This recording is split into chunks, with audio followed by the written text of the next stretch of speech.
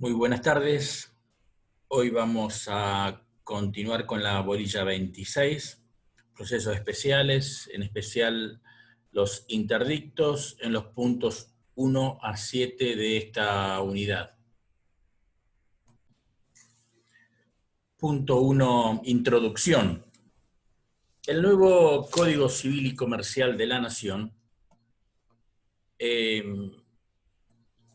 legisla sobre las acciones y defensas de la posesión y la tenencia en los artículos 2238 a 2246.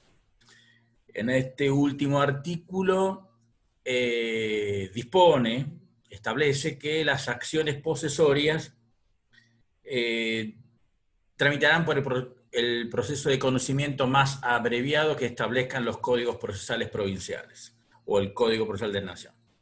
En este caso es el proceso sumarísimo, o el que determine el juez en su caso atendiendo a las circunstancias especiales del caso. El mismo nuevo Código Civil y Comercial ha definido en los artículos 1909 y 1910 los conceptos de posesión y tenencia, hablando siempre de una relación de poder. Entonces, habría posesión cuando una persona, por sí o por medio de otra, ejerce un poder de hecho sobre una cosa comportándose como titular de un derecho real. Y habrá tenencia si se comporta como representante del poseedor. También reguló el nuevo código, las lesiones a las relaciones de poder, diciendo que las acciones posesorias tienen por finalidad mantener o recuperar el objeto sobre el cual se tiene una relación de poder. Dijimos, la relación de poder son la posesión y la tenencia. Para ello hay turbación cuando de los actos no resulta una exclusión absoluta del poseedor o del tenedor. Y hay desapoderamiento cuando los actos tienen el efecto de excluir absolutamente al poseedor o al tenedor.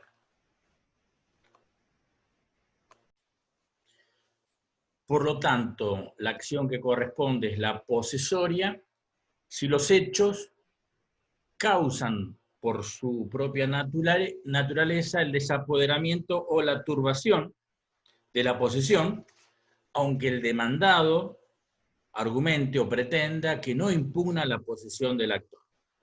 Otra modificación que incluyó el nuevo Código Civil y Comercial en cuanto a los actos que ejecute el demandado sin intención de hacerse poseedor, no deben ser juzgados como como una acción posesoria, sino como una acción de daños o daños y perjuicios.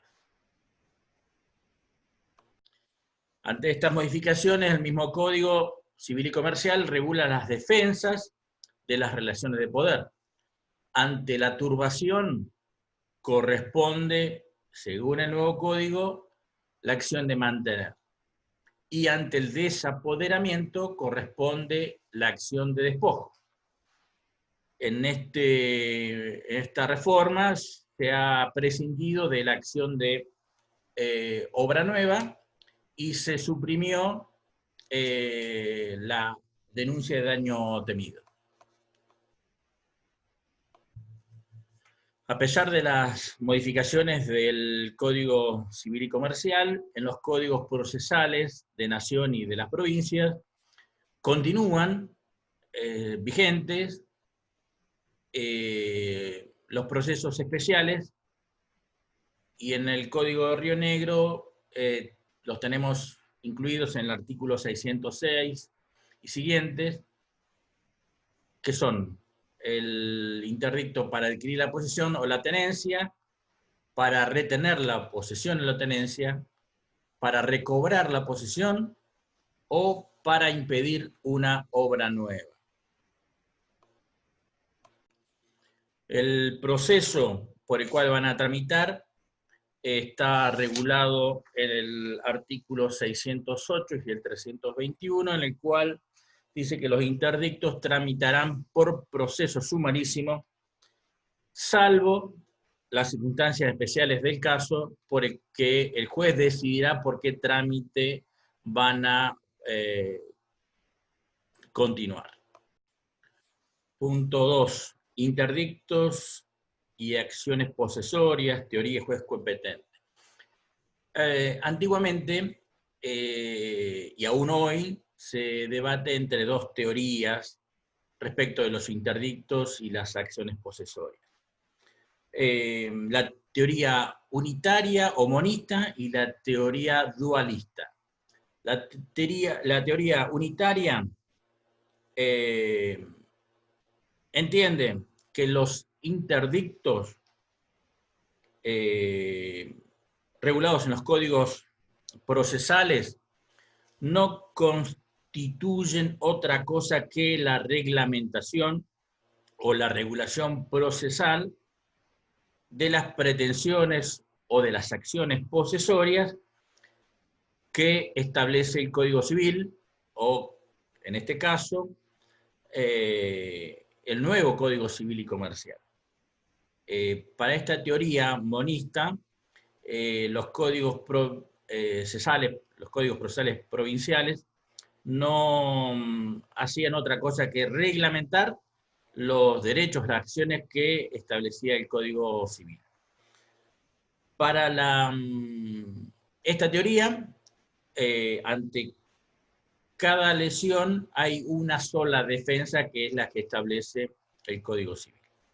Sin embargo, para las teorías dualistas, cualquiera que sea la posesión, nadie puede turbarla arbitrariamente, y los interdictos y las pretensiones son dos remedios a favor de los afectados que pueden usarse indistintamente.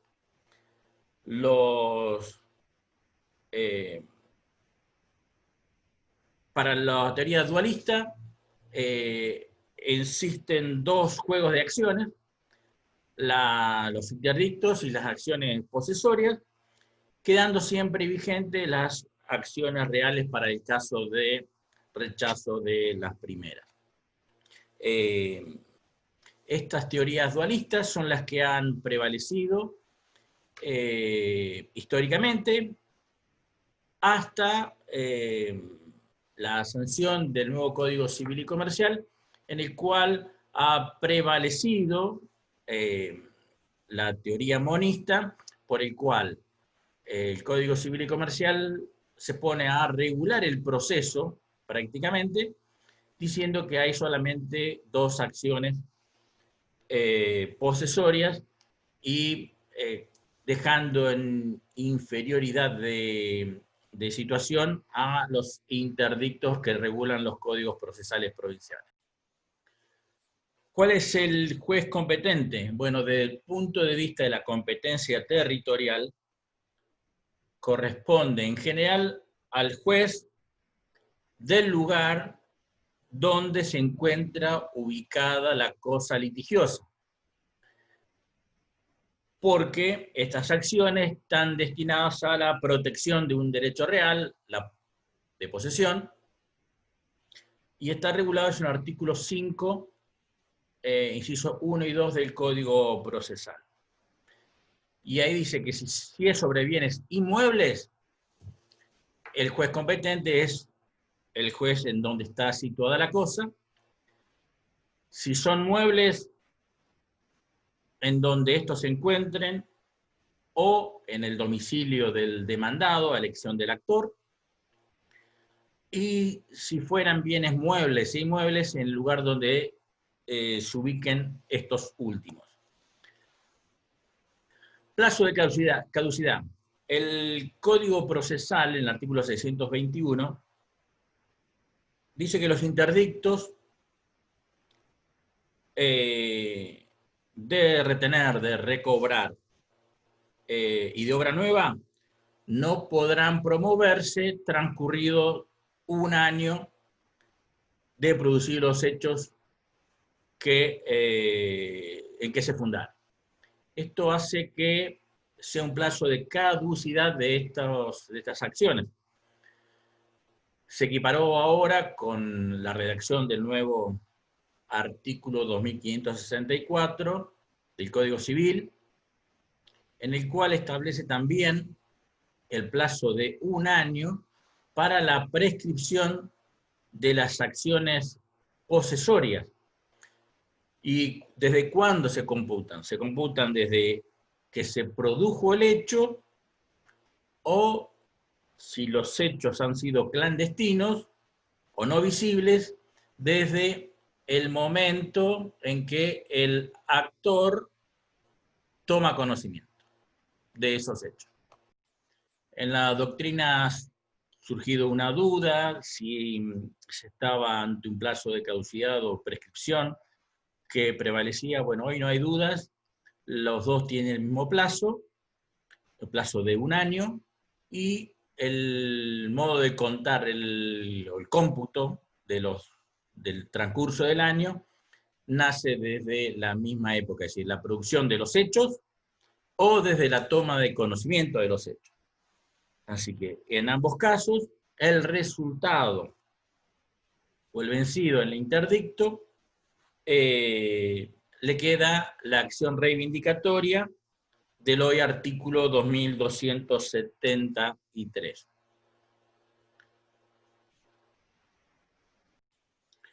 Punto 3. Interdicto de adquirir. Toda acción posesoria exige que como recaudo la existencia de una relación de poder. En los términos del nuevo Código Civil y Comercial, esto es posesión o tenencia. Si tal relación de poder no existe, si no hay posesión o no hubo posesión ni hubo tenencia, no es factible, no es posible siquiera referirse a esta acción posesoria. El interdicto de adquirir, que se encuentra regulado en el artículo 607 del Código Procesal y en el artículo 2239 del nuevo Código Civil y Comercial, de ninguna manera establecen la forma en la cual se adquiere la posesión o la tenencia. Están más que nada diciendo o refiriéndose a que nadie puede ejercer el derecho de apropiarse algo por mano propia, sin la intervención del órgano judicial. Por eso establece que nadie podrá ejercer por propio derecho, tomar la posesión de algo o la tenencia de algo sin la orden judicial. El artículo 607 del Código Procesal establece que para adquirir la posesión debo tener título de la posesión o la tenencia.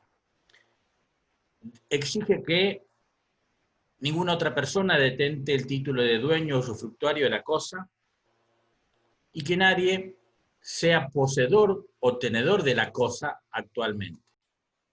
El artículo 2239 dice que expresamente que un título no da la posesión, sino un derecho a requerir el poder sobre la cosa. ¿Y a dónde? Ante un juez.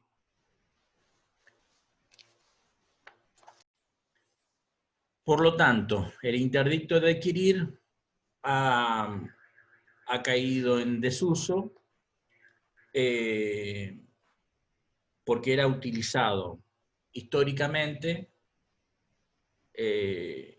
por ejemplo, para adquirir la herencia yacente. Está la herencia en el artículo, en la antigua ley 340, en el cual los herederos no podían tomar la posesión de la herencia hasta tanto un juez no la declarara. Entonces, en ese transcurso de tiempo, los bienes no eran de nadie y por eso se pedía este interdicto de adquirir para, en el transcurso de eso, poder tomar posesión de la herencia. Con la nueva ley 17711 y en la actualidad no hace falta plantear ningún interdicto para tomar posesión de la herencia, porque los bienes pasan directamente desde la muerte del causante a los herederos. Otra de las alternativas era para tomar la posesión de un bien sin oposición, totalmente innecesario, o en el supuesto de discutir el mejor derecho, que esto va a tramitar por un proceso ordinario común, y lo que se utilizaría, o algunos doctrinarios plantean que se puede utilizar en los ejemplos de contratos de compraventa para el cual el vendedor no entregó la cosa y podría ir el comprador, pero esto es una relación contractual. Puede ir el comprador a exigir mediante interdicto que el vendedor le entregue la cosa, parece innecesario, la cosa vendida, o para el supuesto de que el locador no le entregue la vivienda al inquilino. Estamos hablando de contratos, el cumplimiento de los contratos y no de un verdadero interdicto de adquirir. El procedimiento varía según si hay un tercero que se encuentra o no en el ejercicio de la posesión o tenencia de la cosa que constituye el objeto. Si nadie tiene la posesión o la tenencia, simplemente se requiere un informe de condiciones de dominio del bien. El juez, estos informes de dominio se pide al registro de la propiedad inmueble, por ejemplo, o el registro del automotor, eso. El juez va a analizar el título y en su caso va a otorgar la posesión de la tenencia y va a disponer la inscripción del título. Que esto es un proceso voluntario, no hay conflicto,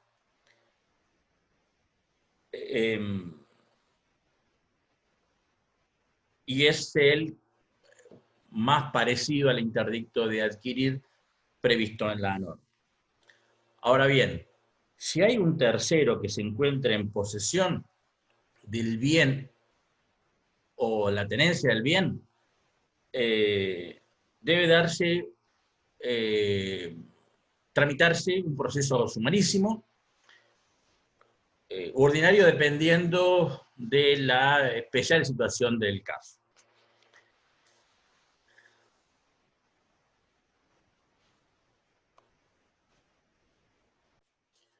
Si un tercero dice tener la posesión de la cosa, por ejemplo, el actor que demanda haber adquirido, o demanda la posesión de la cosa que adquirió en una subasta pública, y el tercero invoca que la recibió de parte del subastado mediante un boleto de compraventa. Otro ejemplo es la comisión directiva actual o interventora que pretende la entrega de los locales, de los libros inmuebles que son retenidos por la comisión directiva anterior. para el supuesto de que haya un tercero que dice tener la tenencia del bien, el trámite va a ser sumarísimo. Por ejemplo, el tenedor que se niega a entregar a su dueño, desconociendo si tiene o no la posesión de la cosa. Y el tercer caso es el título presentado por el actor con interés en adquirir la posesión, la tenencia, que deriva del invocado por el oponente. Entonces, el juez determina que corresponde, normalmente por un proceso ordinario, porque es mucho más complejo. En los casos de que no haya oposición, no hace falta inscribir ninguna medida cautelar. Sí, en el caso que haya algún tipo de oposición o tercero, se podrá proceder a la anotación de la litis según el artículo 609. Defensa extrajudicial de la posesión. El artículo 2240 remarca que su rechazo a la justicia por mano propia. Lo que trata de impedir que los actores, las personas puedan por mano propia tomar la posesión, la tenencia de las cosas. Pero reglamenta lo que es denominado la defensa extrajudicial de la posesión, por el cual se autoriza a las partes a defender la misma. Y para eso autoriza a repeler la agresión externa que alguien quiere tomarle la posesión o la tenencia de su cosa. Y estableciendo alguna serie de requisitos. Esos requisitos son, los requisitos son que la fuerza sea suficiente, es decir, proporcional al ataque sufrido, que el ataque a la posesión o tenencia el actor no pueda esperar, porque si espera la intervención de las autoridades judiciales o policiales, y si las mismas llegan demasiado tarde, se puede llegar a efectivizar el despojo o la turbación. Que esa reacción del actor sea inmediata con el ataque, no que venga después de varios días a hacerla,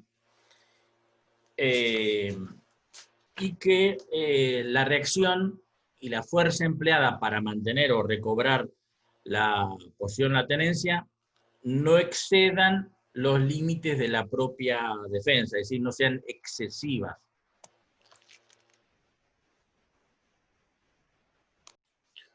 Punto 4, interdicto de retener o acción de mantener la tenencia o la posesión.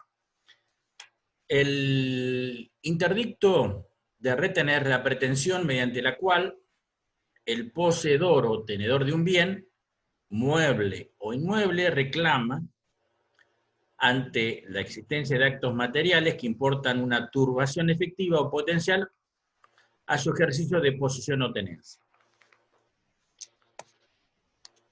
El artículo 2238 del Código Civil y Comercial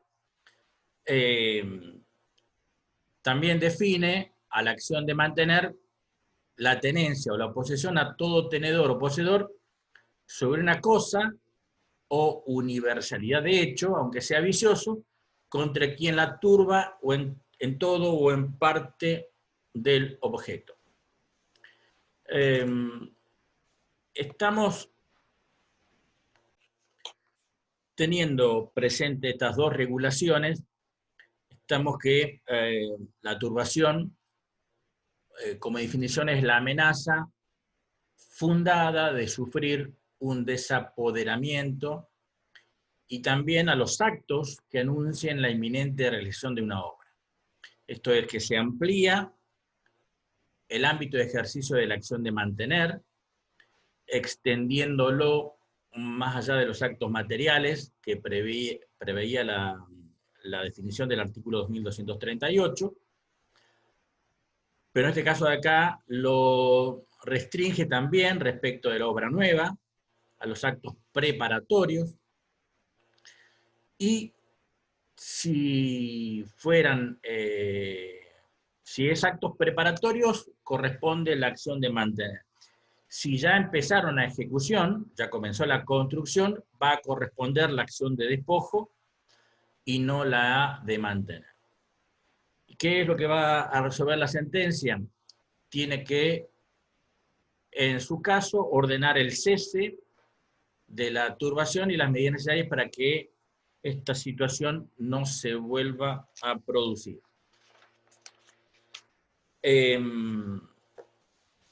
Y además regula que aquellos actos realizados por el demandado sin la intención de hacerse poseedor de la cosa, no deben ser juzgados como acciones posesorias, sino como una acción de daños y perjuicios.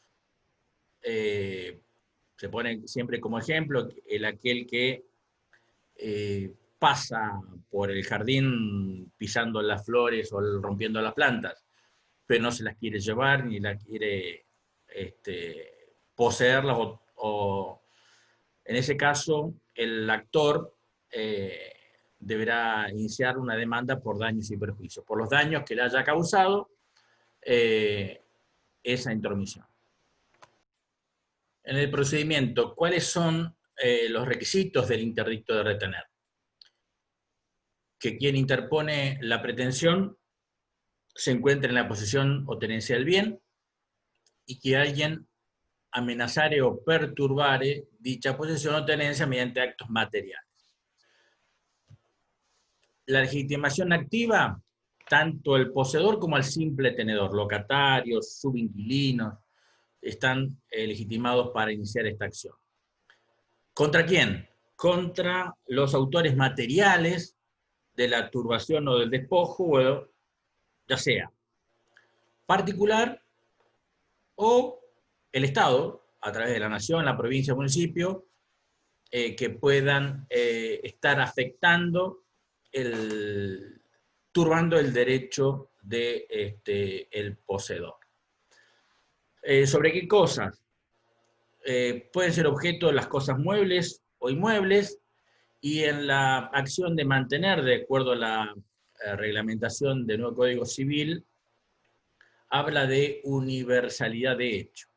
Esto es una cosa compuesta de muchos cuerpos distintos y separados, pero unidos bajo un mismo nombre, como pueden ser un rebaño, una piara, una biblioteca, etc. ¿Cuáles son las causas por las cuales se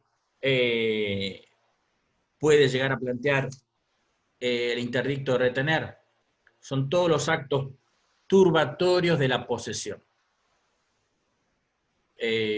pero que no tengan la intención de apropiarse de la misma, de quedarse con la posesión de la misma o la exclusión absoluta de la misma.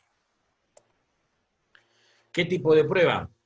Se admite todo tipo de pruebas, pero la misma debe estar orientada a probar la posesión o la tenencia del actor, los actos de turbación o amenaza de turbación, y la fecha para el cómputo del transcurso del año, si transcurrió o no el año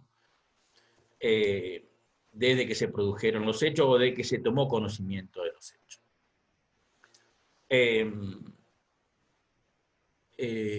El actor puede plantear inmediatamente, como una medida cautelar, la prohibición de innovar para evitar que haya mayor riesgo o mayor amenaza, por lo menos hasta tanto se resuelva la situación. Y en el supuesto de que este acto de turbación se agrave, se transforme en una quita de la posesión, inmediatamente por economía procesal se transforma el interdicto de retener en el interdicto de recobrar que vamos a ver a continuación. Punto 5, el interdicto de recobrar o la acción de despojo del nuevo Código Civil y Comercial. La acción de despojo es la única acción posesoria judicial de recobrar que nos brinda el nuevo Código Civil y que tiene por finalidad recuperar la posesión o la tenencia de una cosa o de una universalidad de hecho, como explicáramos hace un momento, una biblioteca, un rebaño, y su esfera de aplicación la proporciona el desapoderamiento. ¿Quiénes están legitimados para iniciar esta acción? Todo poseedor o tenedor, aunque fuera vicioso. ¿Y contra quién se puede iniciar esta acción de despojo? Contra el despojante, sus herederos, los sucesores particulares de mala fe, aquellos cómplices y encubridores que resulten poseedores de la cosa, y puede ejercerse aún contra aquel que tuviera un derecho real, pero no la posesión, o que lo hubiera tomado por propia autoridad sin estar legitimado para hacerlo. El interdicto de recobrar, que está regulado en el Código Procesal, es la pretensión del poseedor o tenedor de un bien mueble o inmueble que ha sido despojado total o parcialmente y que requiere que se le restituya la posesión o tenencia que ha perdido. En este caso ya ha habido un despojo total o parcial. ¿Cuáles son los requisitos? Que quien inicia la acción hubiera tenido fehacientemente la posesión o la tenencia y que hubiera sido despojado total o parcialmente, ya sea con violencia o clandestinidad. ¿Cuál es la causa? La causa del interdicto de recobrar consiste en la privación de la tenencia o de la posesión. Y ese desapoderamiento debe ser efectivo. Si no hay desapoderamiento efectivo, lo que corresponde sería iniciar un interdicto de retener. Y este desapoderamiento debe haberse producido con violencia o clandestinidad o abuso de confianza. ¿Cuál es la prueba? La prueba, cualquier tipo de pruebas, y hay que demostrar la posesión tenida, el hecho del despojo y la fecha del despojo o la fecha de toma de conocimiento del despojo.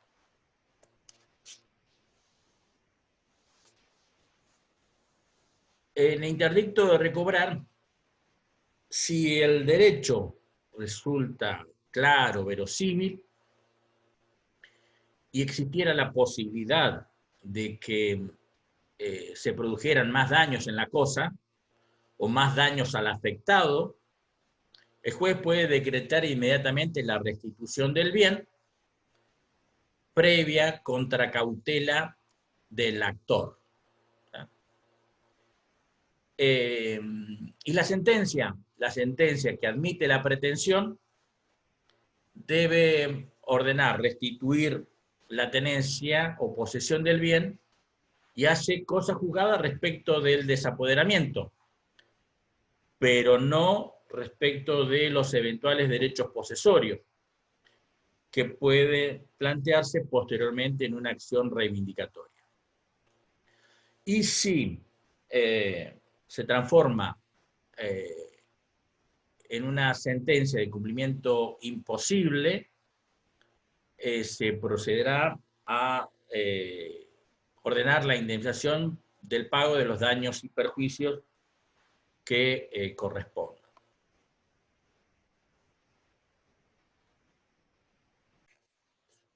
Punto 6, interdicto de obra nueva.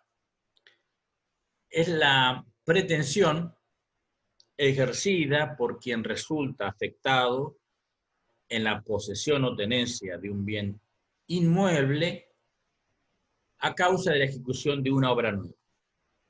Su finalidad es que la obra nueva se suspenda durante la tramitación del proceso y posteriormente se ordene la destrucción del mismo al momento de dictarse la sentencia. ¿Cuáles son los requisitos? Bueno, el interdicto de obra nueva estaba regulado en el viejo Código Civil en los artículos 2498 y 2499, y era requisito indispensable que la obra estuviera en ejecución, porque si la obra ya estaba terminada o a punto de terminar, no procedía este interdicto, sino el interdicto de retener o de recobrar en su caso. En el nuevo Código Civil y Comercial, respecto de la obra nueva, la trata en dos partes. Si los actos son preparatorios, le va a corresponder que tramite mediante la acción de mantener. Y si ya se comenzó con la construcción, se la trata como que hay desapoderamiento y la que corresponde es la acción de despojo. Es decir, ante los actos preparatorios de una obra nueva, le va a corresponder la acción de mantener. Y si ya comenzó con la construcción, va a corresponder la acción de despojo. ¿Quiénes pueden iniciar esta acción? Tiene legitimación el poseedor o mero tenedor de un inmueble. ¿Y quiénes pueden ser los demandados?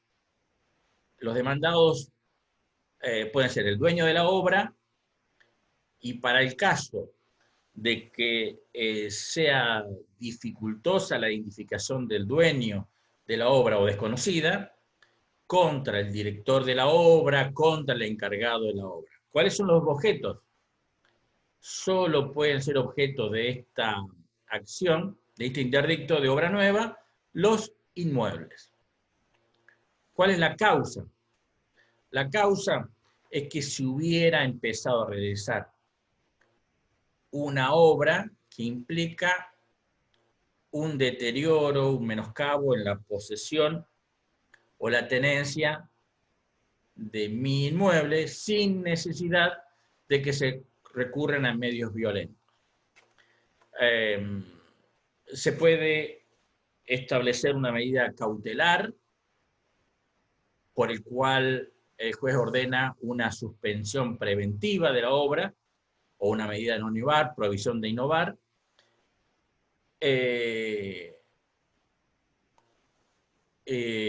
hasta tanto se resuelva el fondo.